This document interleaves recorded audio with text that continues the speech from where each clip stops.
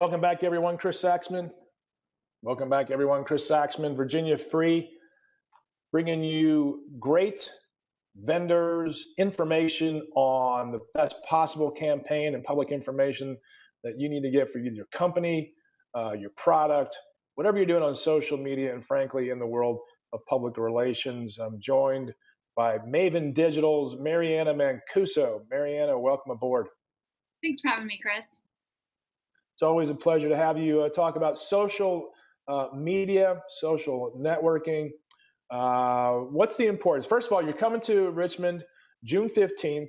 Virginia Free is having an economic conference, and we're going to have you as a part of that so that you can help people get their message out, whether it's the business or political world, to get their message out in the most effective, most efficient way possible. How does social media do that? Well, social media kind of offers something that's a unique selling proposition versus any other type of media and marketing, which is the fact that you have the opportunity to get more bang for your buck than you would in any other outlet.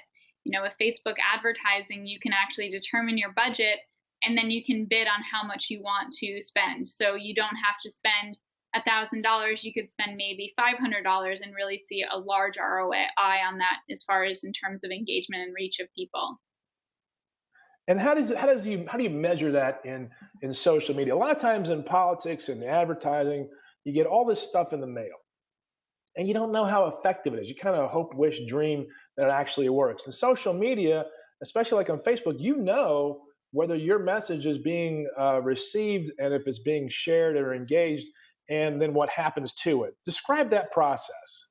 Right. Well, with direct mail, you're obviously sending out a mail piece and hoping that your constituents or voters are actually seeing that and they're actually reading it.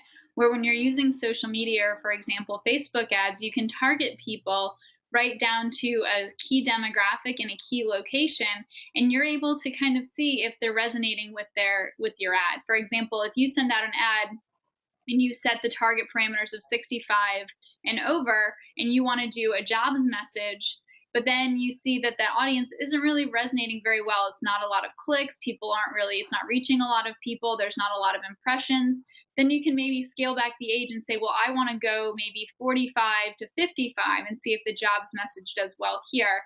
And you set the parameters, everything from, like I said, geographic location, demographic, interests, behaviors, and that will give you kind of a more robust ability to target people versus with direct mail, you're sending it out to addresses and hoping that they still live there, hoping that they're going to show up and vote, that they're not just going to throw it out, that they'll read it, and things like that. You have a lot more control within the social media space when it comes to ads.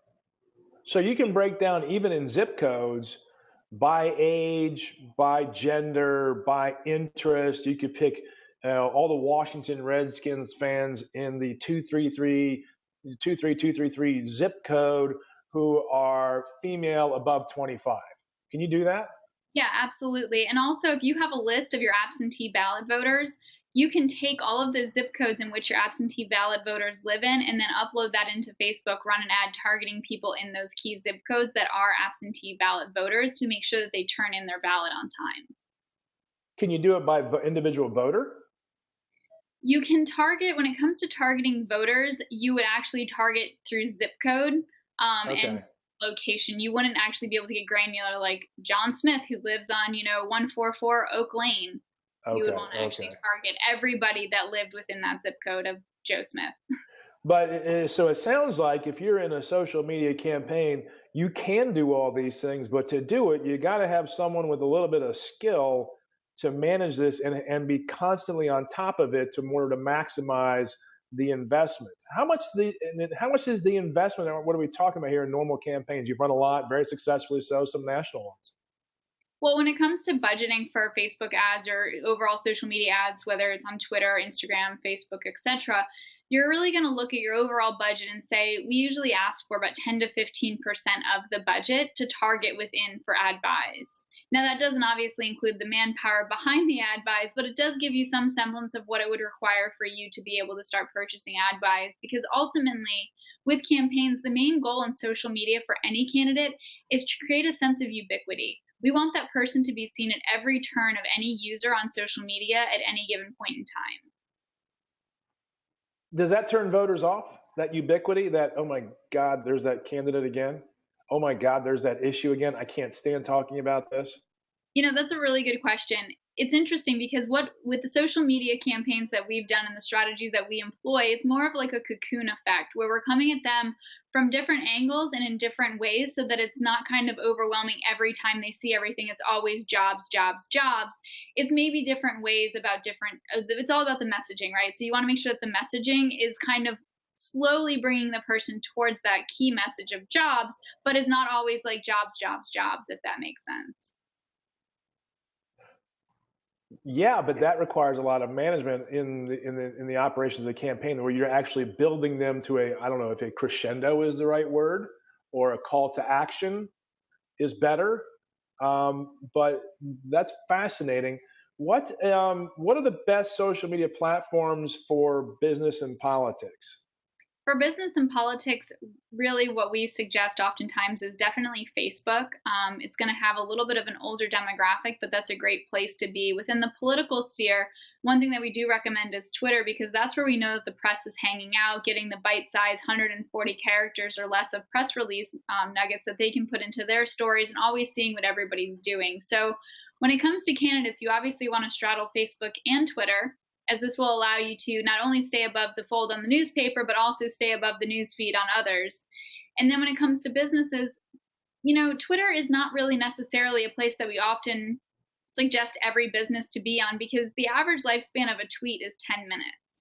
Now, to give you a comparison, on Facebook, the average lifespan of a Facebook status update is about 2 hours. So if you're going to be on Facebook for business, it makes more sense versus Twitter, where you have to constantly keep a bunch of tweets in your arsenal and to go out in a very quick Right. manner. I mean, if you're on Twitter, you have to be constantly tweeting, as we have seen in politics recently. It can be a good thing or a bad thing.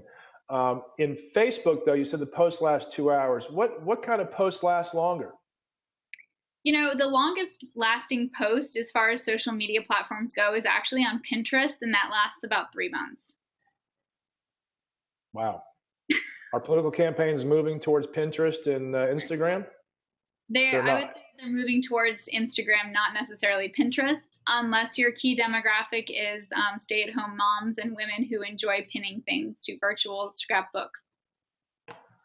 Okay, well, so probably not just yet for a political application, but or a business. Well, sometimes business, but in the Instagram world, that has to be far more personal, right? You're telling more of the personal side of the candidate or the company.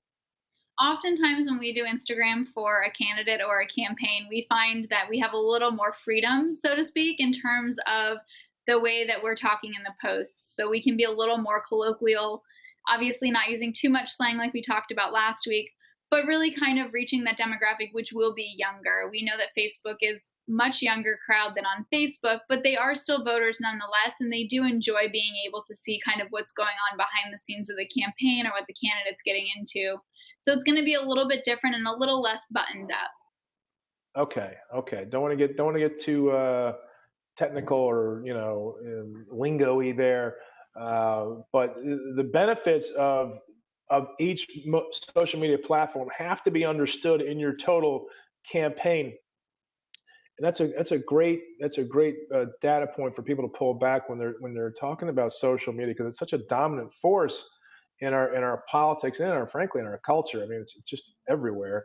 When do you see social media and digital communication taking over print, or do you? I think that in some ways it has, but I think that print is always going to have kind of a shelf life and where people are going to go to get their news and to learn more about things. However, social media is the place where people get to be involved in the campaign, whether it's through sharing status updates about their candidates, staying on top of what the campaign is doing, and things like that. So it's going to be kind of a different type of goal, right? So in every campaign, we kind of set the strategy and say these are the things that we want to achieve, especially in social media. We obviously want a larger reach, more visibility to increase name ID, and a way to reach voters and make sure that they turn out on election day, both during primaries and on actual election day. And the great thing about social media is you can on Facebook you can manage these interactions and call to actions and clicks and shares and all the positives and the negatives and see what words work. Does the same thing hold true in Twitter? Do you have the same level of controlling and looking at the I guess the analytics of these things? Looking at the analytics, obviously one thing that we always say is that people lie, but numbers don't. And in Twitter, it's a little more difficult. It's not as nicely laid out the way that it is on Facebook. Again, Twitter is really where you're going to want to target people that are influencers, target the press, and say those things to allow you to stay within the print, right? Where on Facebook, we're really wanting to target voters and drive them to key issues and find out what makes them tick that's going to make them want to show up and vote for your candidate on election day. Okay. See, I think my father had a quote or a saying on liars and figures and liars. He said, "Liars figure, figures don't lie." Go ahead and feel free to use that one, of course. Okay, June 15th, you're coming to the state capitol, the Virginia Free Economic Conference. You're going to give some of the leading business leaders and political leaders in the Commonwealth great information on social media and how to really hone their message and accelerate their productivity, performance, and outcomes. Can't thank you enough, Mariana, for joining us today, and hopefully getting people to show up and be a part of this exciting project. Give us 3 more tips, though, on social media. You had a couple doozies last week. Well, I would say that giving you 3 tips in social media, first and foremost, always make sure that you're telling people what you want them to do, as I talked about last week. Use that call to action. Be authentic in your posts. Always use the same voice. If you want to use slang on the streets, don't use it on your social media posts. Make sure that you're talking about timely, relevant content. Find trending things that are happening in and around your area as well as nationally and talk about them on social media. And last but not least, make sure that you come out June 15th to see me at the economic. Atta girl. Sell, sell, sell. All right.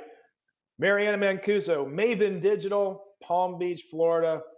Thanks so much for coming on board today. And we'll be talking to you again soon, building up to June 15th at the state capitol. Take care. Thanks so much, Chris. Bye.